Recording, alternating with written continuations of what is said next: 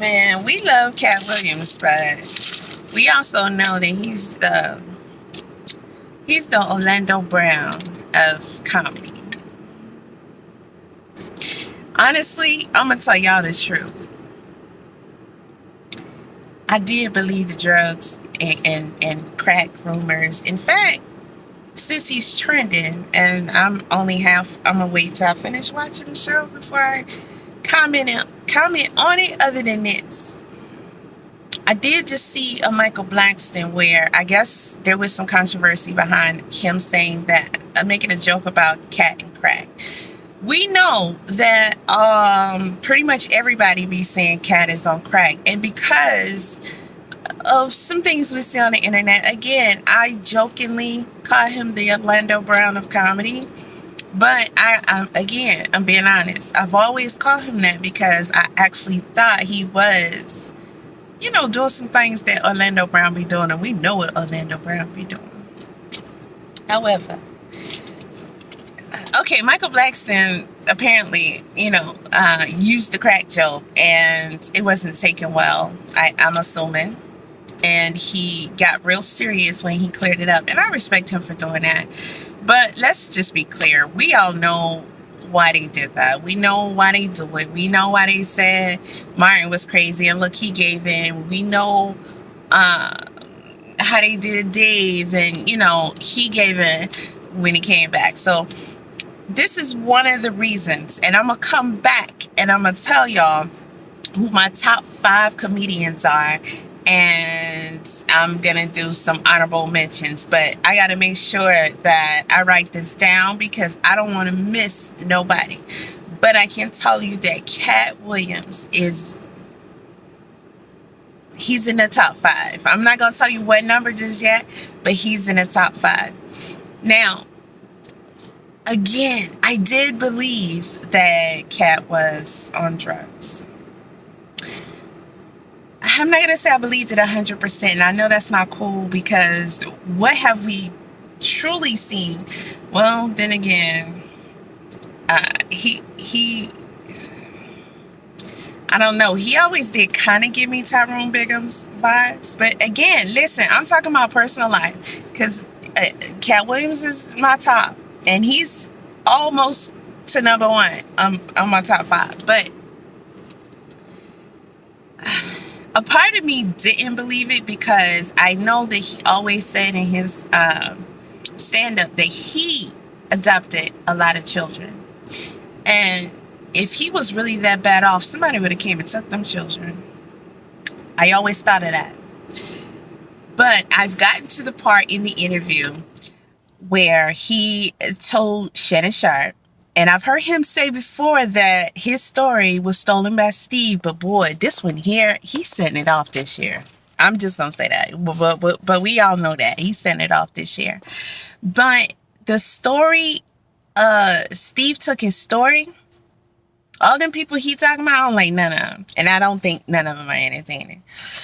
But when he talked about being out there and being homeless in a situation with him and his father and him having to grow up out there, and he spoke to them and he know their story and he saw what it did, and not wanting to be under the control of something that renders you powerless, like being in love. You know what I mean? I then said, now I believe this dude. Now I believe that they just been saying that about him this whole time. I never thought he was crazy. I understood what he was going through. I mean, us truth tellers, we know.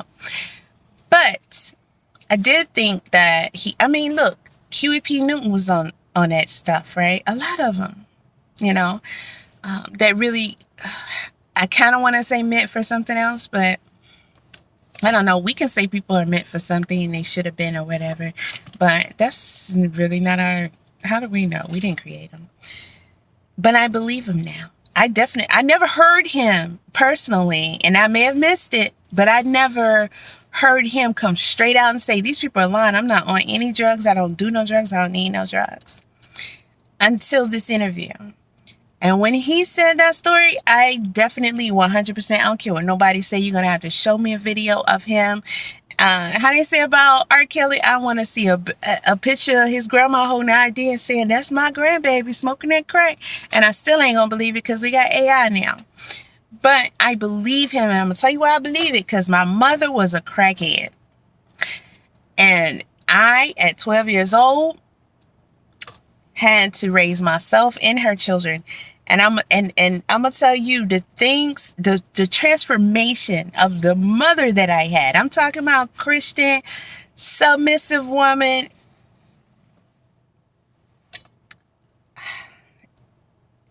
Worst crackhead I've ever seen. And trust me, if your mama a crackhead, you've seen a lot. Especially if her place is a spot. Okay, I'm gonna say it like that. But you've seen a lot. And when you're that young and you have to do whatever you have to do to survive, because all you have is you. And I'm talking about you. I'm talking about no help for nobody. You see a lot of dope fiends. In fact, all her siblings, dope fiends, okay? But she turned out to be the worst, okay? That woman been gone. Let's see, my youngest son now is 19. So she been gone about 19 years. And I watched her.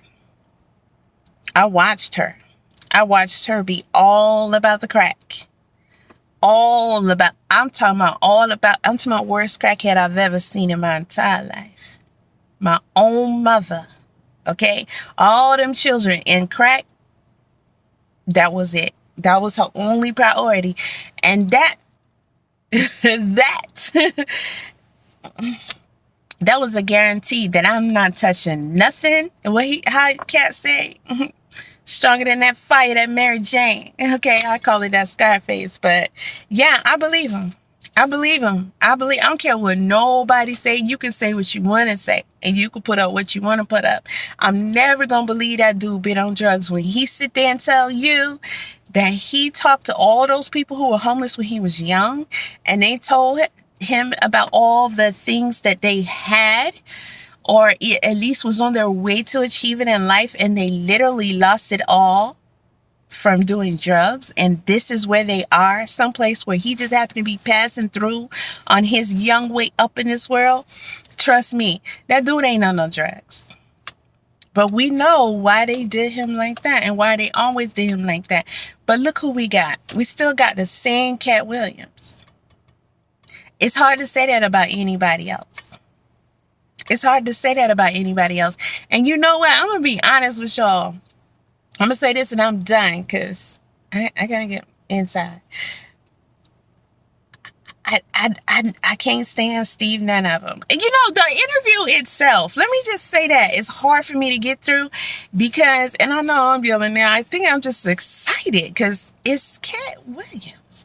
And he doing a long interview and he really, like, Katt don't interview with people, and I don't think he really into Shannon like that, although I'm not phrasing it correctly, but I know I'm not. I'm just going to say that, but I feel his vibes. I think he there because them other folk came on that platform and did whatever. And sometimes I see Shannon has some people on his show and I want to watch it, but it's hard for me. And I'm glad that he's being, mostly quiet on this show. And y'all think it's because, he's so mesmerized by what Katt is saying or he's just speechless. No. In my opinion, Shannon wants to keep his show and he wants to keep his friends. You know what I mean? So, but still, when he talks, I'll be like, dude, hush. Just be quiet. I mean, he's too much for me. I can't. He's always yelling and he's just like too much for me. And I think he is too big and too thick to be, and too dark skinned. You know what I mean? To be acting like that. Like no. So I'm gonna get through the rest of this interview and I'm coming back. Okay? And shout out to who was that came under there and said that that's a 10. Cause I ran that on Facebook and folks was on there tripping. Some people were saying you can get about 5 or 6, and I was like, you would never play with me. Okay? I'm just checking, making sure y'all still on y'all thing, cause I don't know if this generation even know what spades is, but I don't know. Did I say everything I wanted to say? Really, all I wanted to say is it took me this long. Okay, I'm almost 50 damn years old, and it took me this long to actually realize that Katt Williams wasn't on drugs this whole time, but we know Orlando Brown be on that mess. Okay, and sometimes, I ain't gonna lie, y'all, we know Katt tells way more truths than Orlando. Orlando, you just have to be like, how crazy do I want to be? I don't know. Is he telling truth about this? He's telling. I believe Orlando. This I'm gonna say, because when he gets to saying people's raving and all that stuff, I'll be like, dude, just please.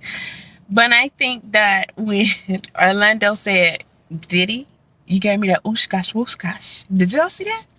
If you didn't see it, honey, go find it and just brace yourself, because the way Orlando got lost in that,